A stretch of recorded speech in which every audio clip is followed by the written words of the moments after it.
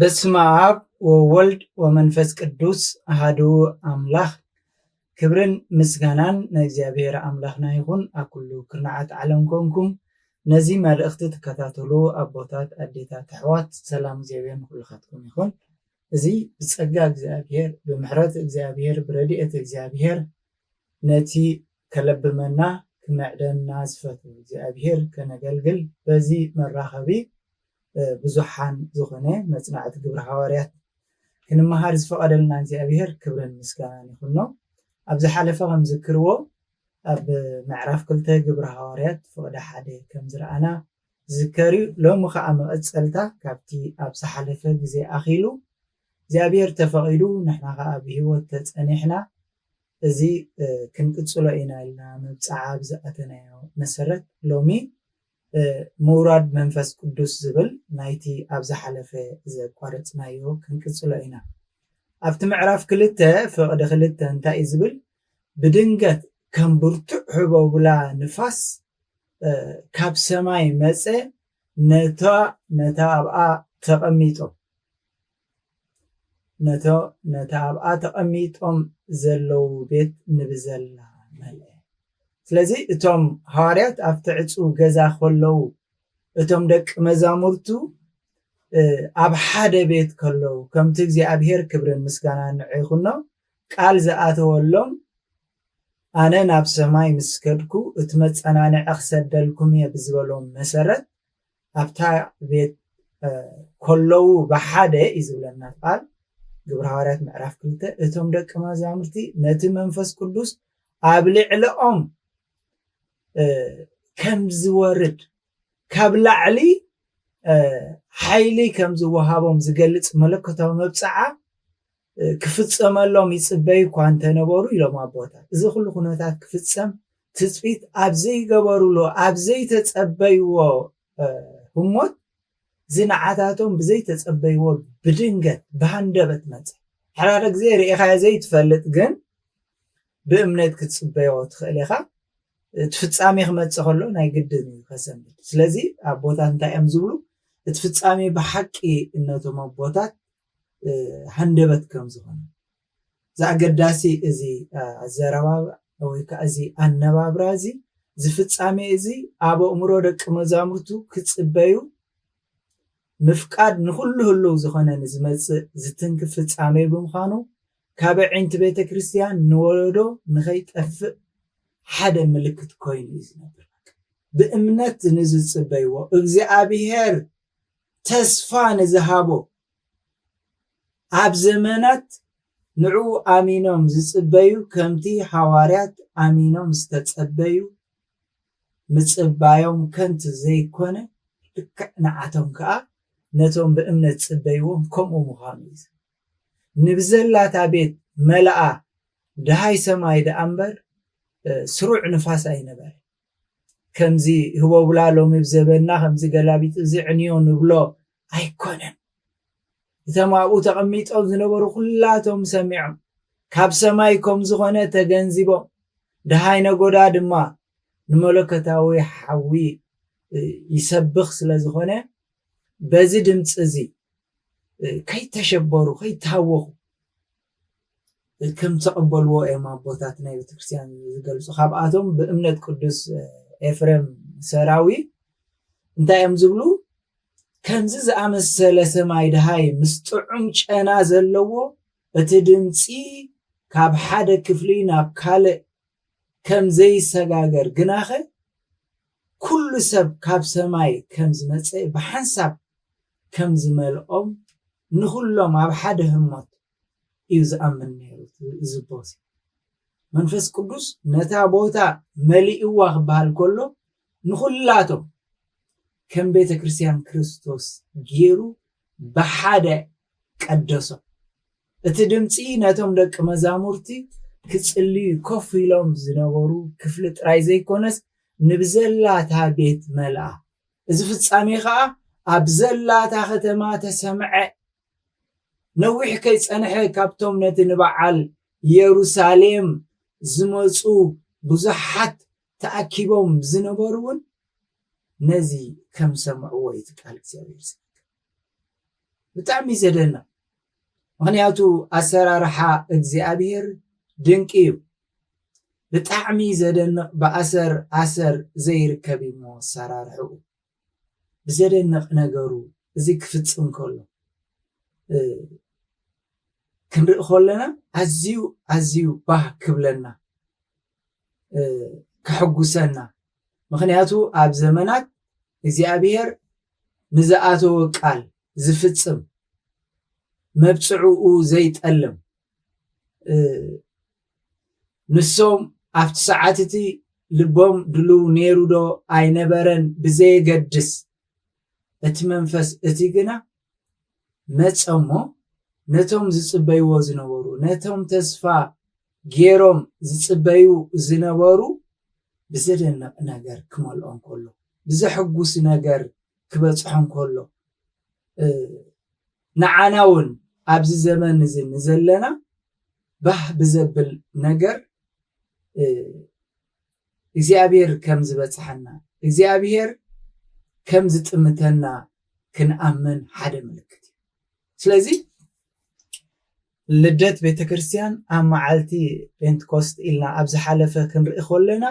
መውራድ ናይቲ መንፈስ ቅዱስ እንታይ እዩ ነይሩ ሽዑ ከም ሓዊ ዝመስል ዝተኸፋፈለ ልሳን ተረኣዮም ኣብ ልዕሊ ነብሲ ወከፎም ከዓ ብሓደ ተቐመጠ ኣብ ልዕሊ ነብሲ ወከፎ መንፈስ ቅዱስ ከምቲ ኣቦ ንወዲ ዘሎ ንተፈጥሮ መንፈስ ቅዱስ ክርድኦ ዝከኣል ኣይኮነ ንዓና መንፈስ ቅዱስ ከም ናይ ኣቦን ከም ናይ ወድን ዘሎ ክርዳኣና ይክእልን ነዚ ከዓ እዩ ኣብ ብሉይ ክዳንን ኣብ ሓድሽ ክዳንን ንባህሪ መንፈስ ቅዱስ ኣብ ውሽጢ ዘንፀባርቕ ሓያለ ምልክታት ንዓና ብዝርዳኣና ከምኡ ኮይኑ ዘይኮነሲ ንዓና ብዝርዳኣና ምልክታት ንዓና በቲ ዓቕሚ ናይ ኣእምሮ ወዲሰብ ብዝበፅሖ መጠን ተገሊፁ ንረኽቦ ካብቲ ኣብቲ መፅሓፍ ቅዱስ ብብዙሕ መንገዲ ተጠቂሱ ካብ ዘሎ ገለገለ ንሎም ንኽርኢ ኢና እቲ ሓደ ናይ መንፈስ ቅዱስ ኣገላልፃ ዝነግረና ብምሳል ርግቢ እዩ ኣብ መፅሓፍ ቅዱስ ኣብ መሃለይ ናይ መፅሓፍ ሰሎሞን ንረኽቦ እቲ ሰማያዊ መርዓዊ ዝኾነ እግዚኣብሔር ነታ መርዓቱ ዝኾነት ቤተክርስቲያን እዮም ዝብሉና ናይ ቤተክርስቲያን ኣቦታት ነቲ ናይ ከተንብቦ ብስጋዊ ነገር ከክትርድኦ ዘይትኽእል ናይ መሃለይ ንጉስ ሰሎሞን ፀሓፎ መፅሓፍ ክትርጉሞ ከሎ ሕጂ ኣብኡ ብፍላይ ኣብቲ ምዕራፍ 1:15 እንድሕር ወሲድና ኣዕንትኺ ርግብታት እየን ኢሉ እቲ መርዓዊ ነታ መርዓት ክውድሳ ከሎ እንታይ ማለት እዩ ምዚ ናይ ምውራድ ናይ መንፈስ ቅዱስ እንታይ ሚስጥር እዩ ዘመሓላልፍ እንታይ እቲ መልእኽቱ ንዓና እንድሕር ኢልና ነታ ወትሩ ናብ መንፈስ ቅዱስ እትጥምት መርዓት የደንቕ ንሱ ጥራይ ከዓ ምስኣ ሓድነት ክህሎ ምስኡ ክትመላለስ ፅቡቅ ጌራ ንዑ ጥራይ ተስፋ ክትገብር ኣዒንታ ንመን ከም ትርኢ ምእንቲ ክርኢ ኣዒንታ ይጥምታ ልክዕ ከምቲ ኣዒንቲ ምስሊ እትጥምቶ መንፈስ ቅዱስ ኣብ ልቢ ተኣማኒ ምዝነብር ንመርዓዊ ዝኾነ ክርስቶስ ክብሪ ምእንቲ ከርእዮ ነቲ ናይ ሓቂ ተስፋ ምእንቲ ከረጋግፅ ውሽጣዊ ኣዒንቲ የብርሆሞ ጎይታ ኢየሱስ ክርስቶስ ንመርዓቱ ከም ርግቢ ገይሩ ከም ርግቢ ኩኒ ኢሉ ክሓታ ከሎ ብጣዕሚ እቲ ምስጢሩ ኣቦታት ገልጽዎ ከለው እዚ ዓሚቕ እዩ ከም ርግቢ ገይሩ ክሪኣ ከሎ ከምቲ መርዓት ተራ ባህሪ መርዓዊ ክትፀሮ ኣለዋ ሕልኽልኻት ኣይትቕበልን የግዳስ ብዘይ ምፍልላይ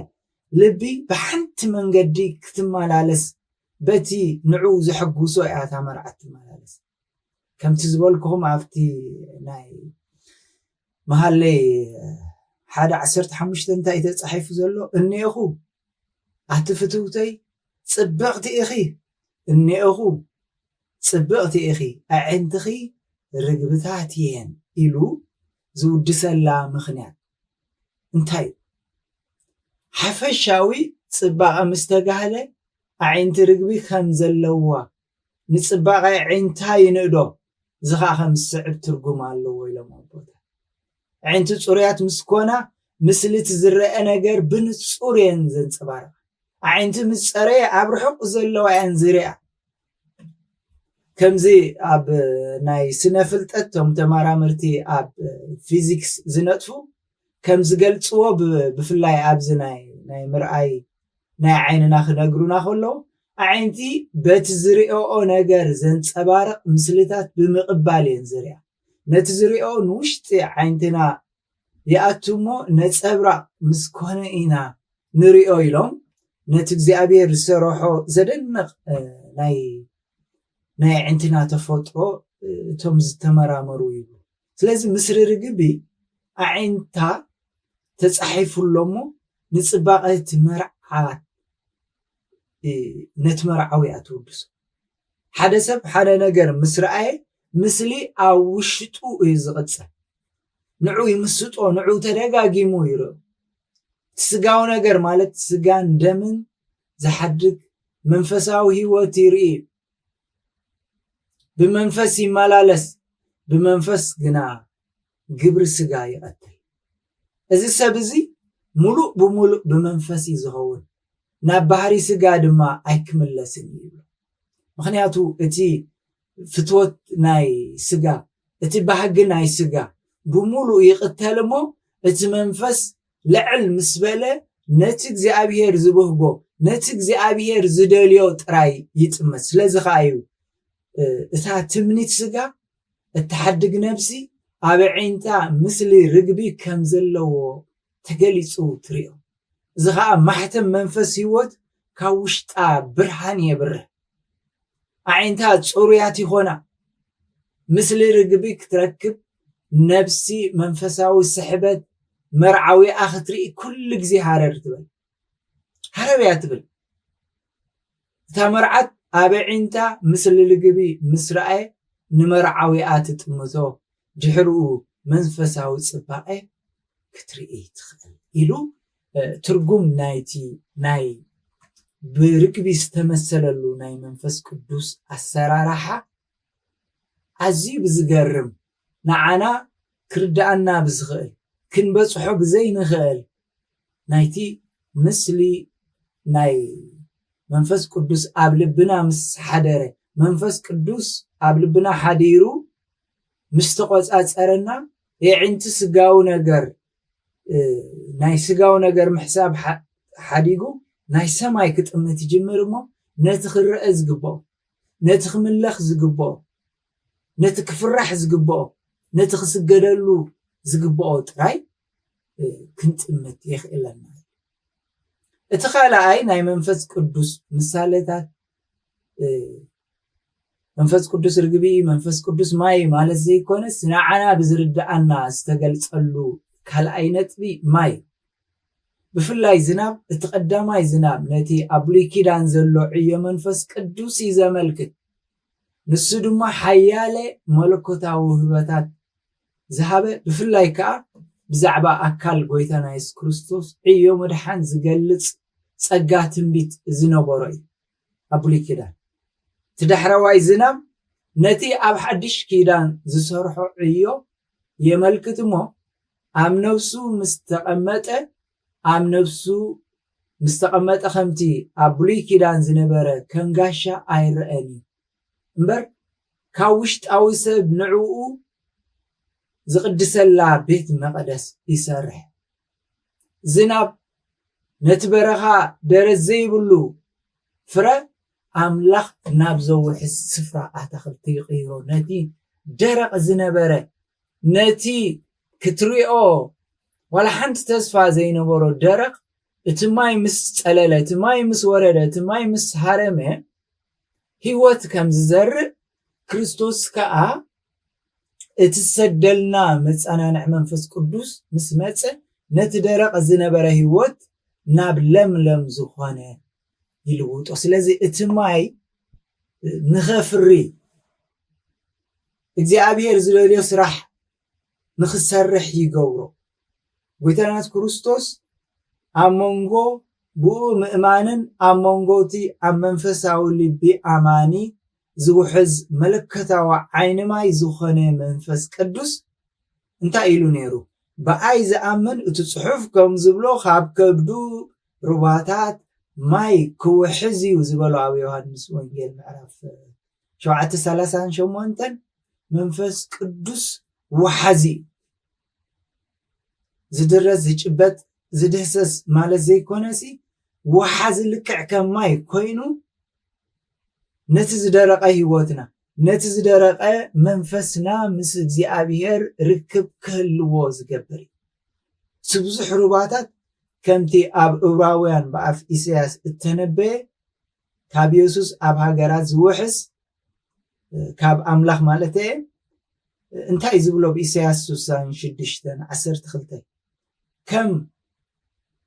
ደምሳስ ውሕዝ ኩሕዘላ ከውሕዘላ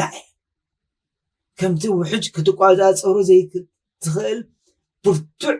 ዝውሕዝ ከምኡ ነታ ደሪቓ ዘላ ነታ ካብ እግዚኣብሔር ተፈልያ ዘላ ነታ ንፈጣሪ ኣረሲዓ ዘላ ነብሲ እግዚአብሔር ከፍስሰላ ክብል ከሎ ብወሓይዝ ከዝንበላ ከውሕዘላ ክብል ከሎ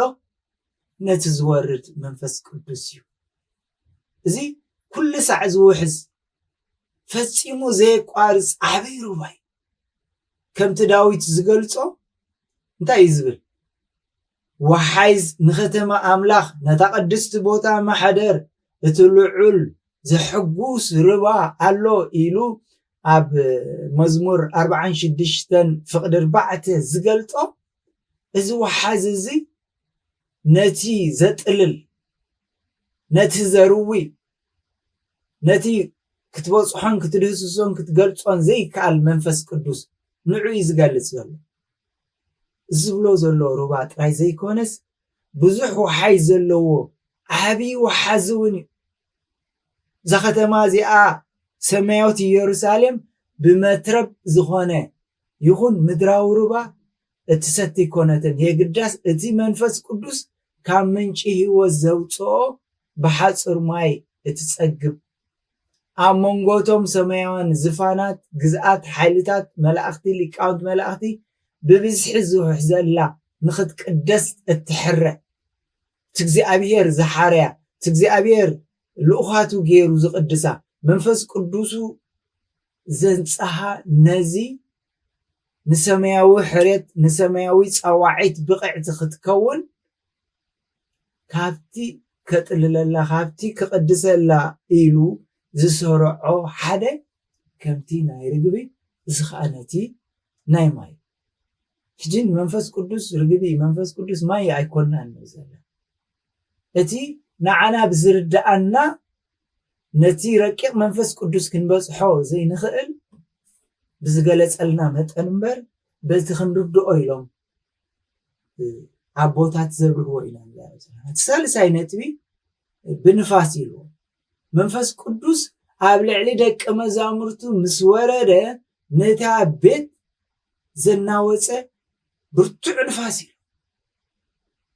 እቲ ብርቱዕ ንፋስ ምስ ወረደሲ ነታ ሃዋርያት ዝነበሩላ ከም ዘናዓበ ልክዕ ከም ንፋስ መሲልዎ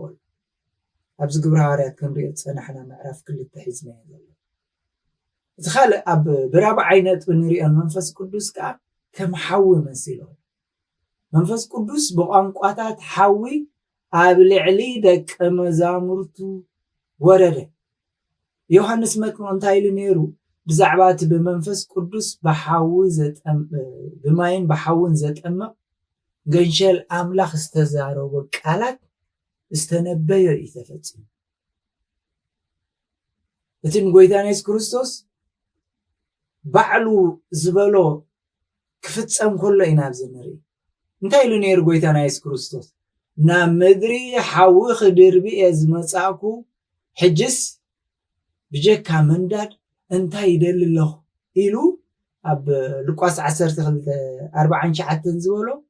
እዚ ሓቂ እዚ ፍጻሜ ይረኽብ መንፈስ ቅዱስ ድማ ኣብ ልዕሊ ነፍሱ ወከፎም كم استقمته لسان حوي ترأيه يبلا بتجبره إذا خا أمونغو أحزاب مأنتي كسبخ نايهود كا أملاخ ناي كلهم دك كسب أمبر أملاخ إبراوين تراي كم زي كونه مأنتخ جنزبو بستفل عليه قانقاتات تجلته كرب الله كم جمر تخورد كله بزردهم ناتنايو نحنا أنا أملاخينا إلهم كيكونس أملاخ نبمولع حزب عالم أملاخهم مخانو مدحاني مخانو نزقبلوه إذا أملاخ زي أملاخ كل مخانو خام مجمر تقدرت كبرنا أملاخي سلازي نمنفس قدوس كم حبو نفاس دهاي مسلم نفاس نابزد له ينفس دهاي وقعد تسمع كابي كم زمتص نابي كم زخيد جنا أيتفلت أنيخا إذا كان منفس التولى زبالة دما كم يلو نيك أديموس زبالو عبي يوحنس 3 شمونته إذا فتساميزي إذا بزدنق نجر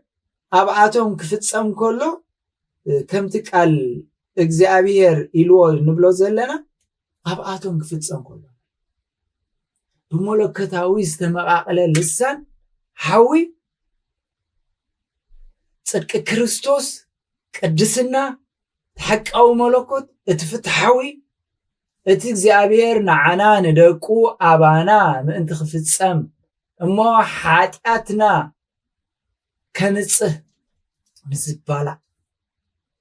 زقدس نأملاخ نصدق خوينا محدرو خنكون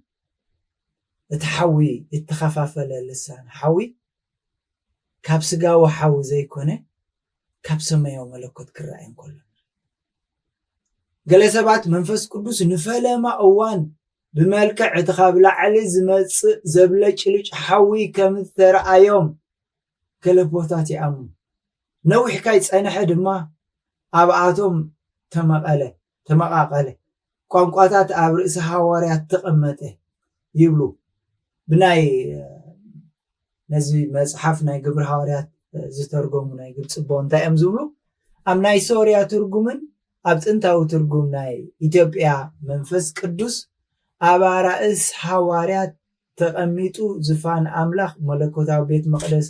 ኮይኖም መንፈስ ቅዱስ ካብ ሰብ ነውሕ ርሒቁ ኣብ ዝነበረ بسنك حاتيات تفلاليو عب زنبرة حجينا عب تقمته عب لعلو ورد زبل ترجمي زلو يلو كترجمو كافتي استتصحف نري منفس قدوس جزياوي نجزيو زمت بس أحي قاشاي كونن يقدس نبيت كريستيان كنجس كحدثة كمرحة تقميتون ولد ولدو أبقى يعي أبقى ينبر ساعتان سميو مرعوي تسلمت مرعت كوينة ناب سماي ساعة عرك يمرحة حزوها عن سماي خير منفس قدوس كورد كله تزير أيوة حسابات وي حلم وينو زسمعهم زنبره زترغاغص علي اب بولي كيدان كم نذكرو እግዚአብሔር ንነቢ ሙሴ እንታይ ክብሎ ነይሩ ንነቢ ሙሴ ብሓዊ ዘይበልዓ ቆጥቋጥ መልክዕ ተራእዮ ኣብቲ ዘፀአት 3 ካብ 2 ክሳብ 3 እንታይ ዝብል መልአኽ እግዚኣብሔር ከዓ ኣብ ማእከል እሾኽ ቆጥቋጥ ባሃልሃልታ ሓዊ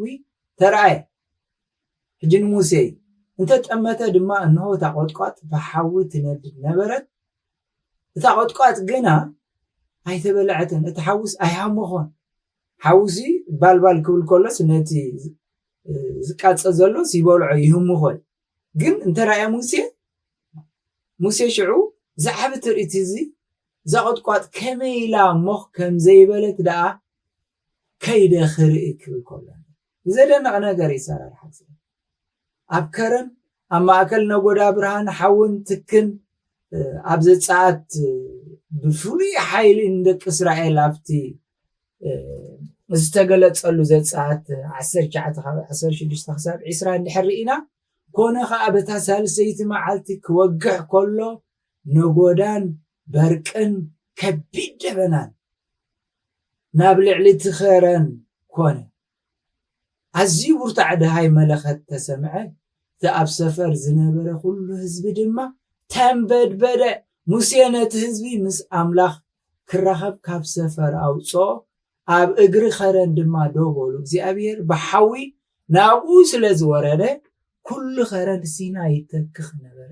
ትክ ከዓ ከም ትክእቶም ካብኡ ዓረገ ኩሉ ትኸረን ኣዝዩ አንቀጥቀጠ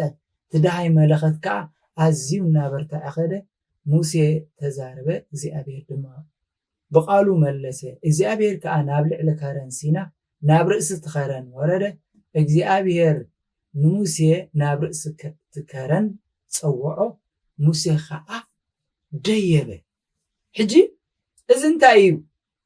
ኣብ ልዕሊ ነፍሲ ወከፎም ተቐመጠ ክብለና ከሎ እዚ ኣቦታት ኣዴታት ኣሕዋት እግዚኣብሔር ተፈቂዱ ንሕና ብሂወት ተፀኒሕና ከመይ ኢሉ ኣብ ልዕሊ እቶም ነፍሲ ወከፎም ዝወረደ ዝብል ከም ፈቃድ ኣምላኽ ኣብ ዝቕፅል ክንሪኦ ኢና ናይ ሎሚ መልእኽትና ንዚ ዘለና ግዜ ከነጠቃልል ከለና ግን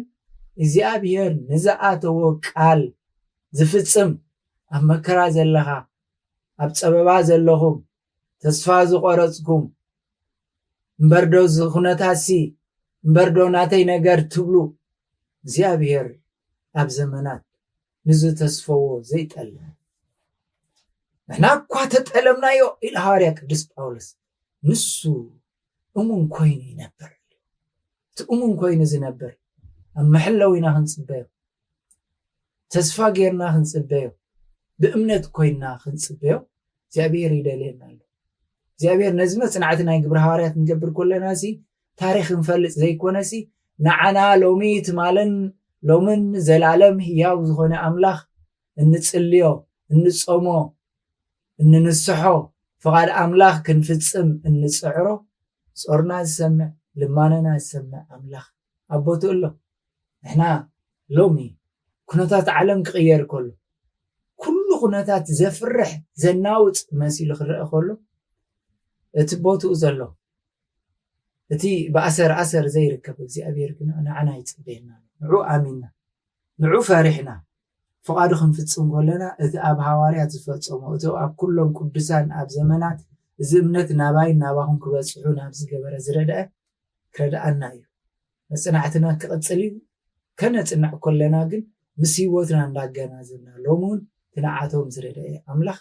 ኣቦቱ ኣሎ ሱራትና ክፈትሕ ሕሙማትና ክፍውስ ፋሕ ዝበለ ህዝብና ክእክብ ኣይከውን ዝበልናዮ ነገር ክውን ዝገብር ኣምላኽ ኣለና ንዑ ምስጋና ይኹኖ